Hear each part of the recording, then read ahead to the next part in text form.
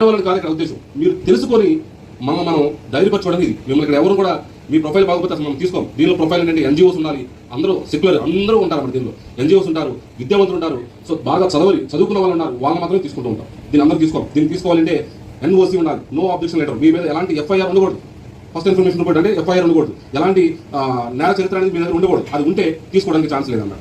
So అలాంటి వాళ్ళని pure hearted అంటే ప్యూర్ వాళ్ళని మన దగ్గర తీసుకుంటాం అనమాట. ఓకే, కాబట్టి ఆ ఉద్దేశం కాదు. దీనివల్ల మనకేంటనే దాని మీద మీరు ఆలోచించండి. సో ఈ విధంగా రాజ్యాంగంలో పొందుపరిచినటువంటి విధానంతో ఈ యొక్క భారతదేశము 29 రాష్ట్రాలంతా నడుస్తుంది. సో అలాంటి దాని నుంచి తీసుకున్నది ఈ NHRS, national human rights and act.